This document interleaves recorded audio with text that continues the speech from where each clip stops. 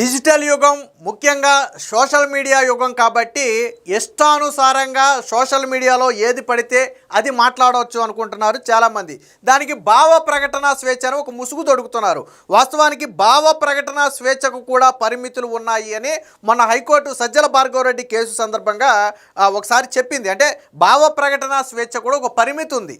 నీ భావ ప్రకటన స్వేచ్ఛ పేరుతో ఎదుటి వ్యక్తి మీద విమర్శలు చేయడం కావచ్చు, ఎదుటి వ్యక్తిని హననం చేయడం కావచ్చు, లేదా తప్పుడు వార్తలు ప్రచారం చేయొచ్చు.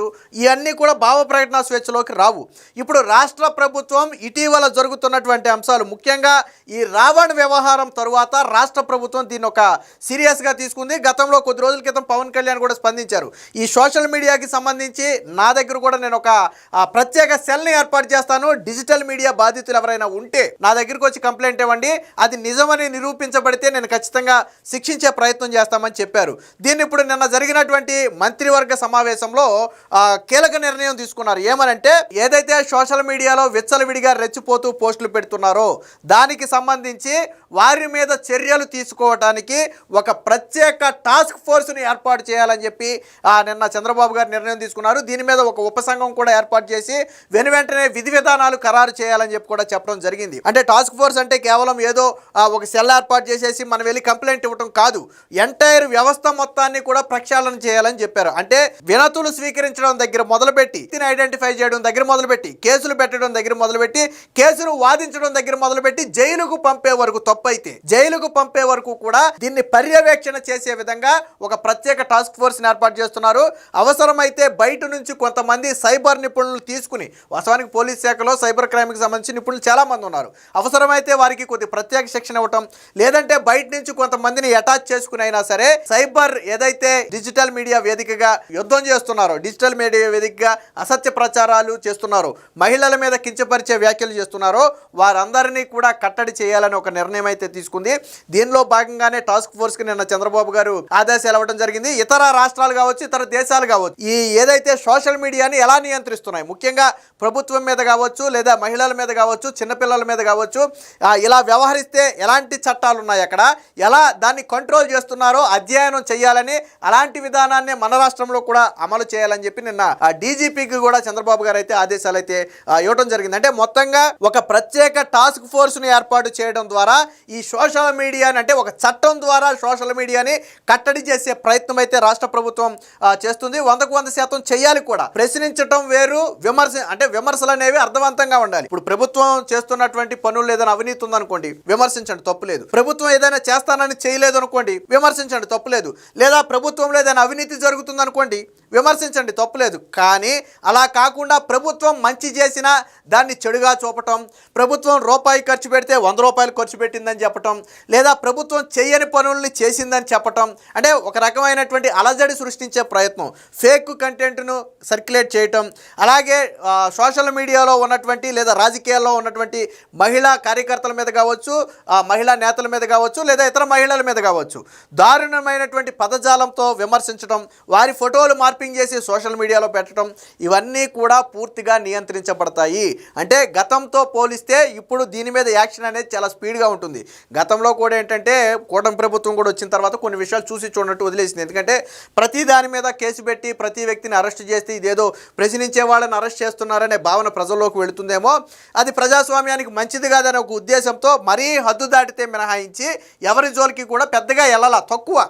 సరే నోటీసులు అయితే ఇచ్చి ఉండొచ్చు, కానీ అరెస్టులు అనేవి చాలా తక్కువ మొత్తంలో జరిగింది. అంటే సోషల్ మీడియాలో మరీ హద్దు దాటి ప్రవర్తించి మనం చెప్పుకోలేని భాషతో చెప్పుకోలేని విధంగా ఎవరైనా ప్రవర్తించి ఉంటే వాళ్ళ మీద కఠిన చర్యలు తీసుకున్నారేమో, కానీ మిగతా వాళ్ళందరికీ కూడా నోటీసులు ఇచ్చి వదిలేసిన ఘటనలు ఎక్కువ ఉన్నాయి. కానీ నోటీసులు ఇచ్చి వదిలేసిన తర్వాత కూడా వాళ్ళు వెనక్కి తగ్గట్లా, ఏం చేస్తారు, మహా అయితే మళ్ళీ నోటీస్ ఇస్తారు అంతే కదా అని చెప్పి వాళ్ళు విచ్చలవిడిగా రెచ్చిపోతున్నారు. కాబట్టి ఇక నుంచి అలాంటి వారి మీద కఠిన చర్యలు ఉంటాయి.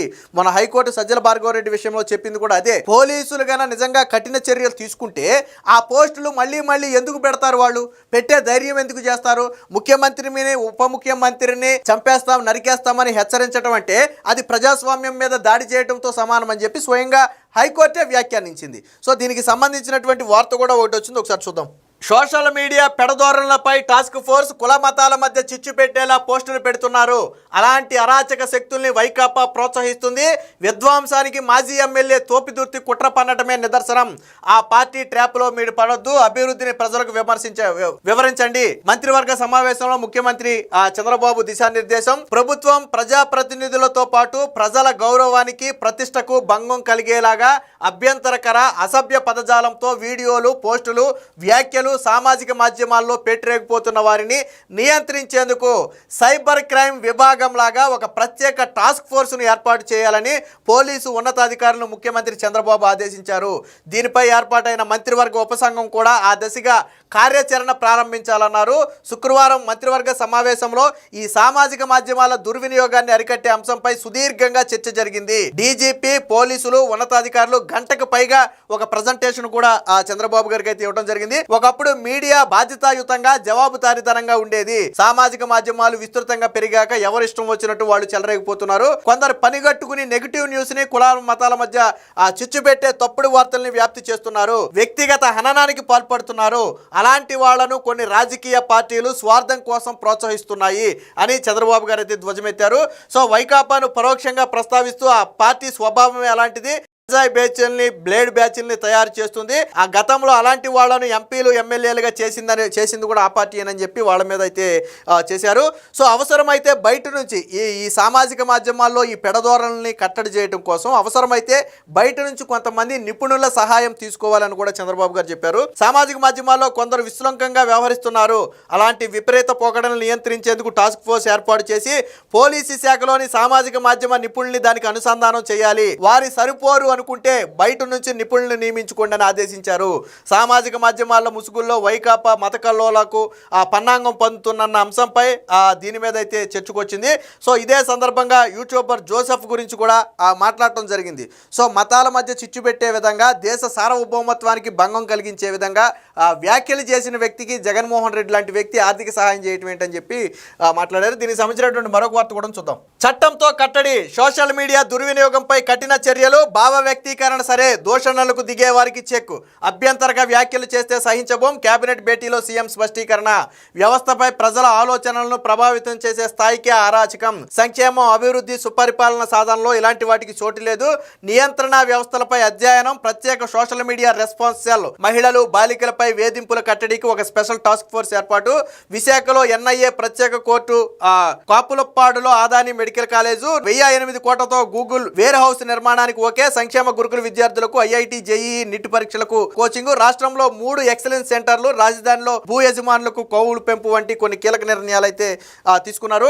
సోషల్ మీడియా దుర్వినియోగానికి చెక్ పెట్టాలని రాష్ట్ర మంత్రివర్గం నిర్ణయించింది. సామాజిక మాధ్యమాల్లో అభ్యంతరకర వ్యాఖ్యలు చేస్తే సహించవద్దని కేబినెట్ సమావేశంలో ముఖ్యమంత్రి చంద్రబాబు స్పష్టమైన ఆదేశాలు జారీ చేశారు. ఇతర రాష్ట్రాలు, అభివృద్ధి చెందిన దేశాలు దీనిపై అమలు చేస్తున్నటువంటి చట్టాలు, విధానాలు, నియంత్రణ వ్యవస్థలపై సమగ్ర అధ్యయనం చేపట్టాలని కేబినెట్ నిర్ణయించింది. ప్రభుత్వంపై దుష్ప్రచారానికి తెగబడుతున్న హ్యాండ్లర్లను గుర్తించే సాంకేతికత శిక్షణను పోలీసులకు ఇప్పించాలని, సైబర్ నేరాలపై విషయ పరిజ్ఞానం కలిగిన పబ్లిక్ ప్రాసిక్యూటర్లను నియమించాలని చెప్పి ఈ తీర్మానం చేశారంటే ఒక కేసును నమోదు చేయటం, ఆ వ్యక్తిని ఐడెంటిఫై చేయడంతో పాటు ఆ వ్యక్తికి సంబంధించి ప్రభుత్వం తరపున వాదించాలి అంటే, ఆ వ్యక్తి కేసుని ప్రభుత్వం తరపున వాదించాలి అంటే ఆ వ్యక్తికి ఇందులో అనుభవం ఉండాలి. సాధారణ కేసులు వేరే ఉంటాయి, సోషల్ మీడియా కేసులు వేరే ఉంటాయి. సో ఆ పబ్లిక్ ప్రాసిక్యూటర్లకు కూడా దీని మీద అవగాహన ఉండాలి.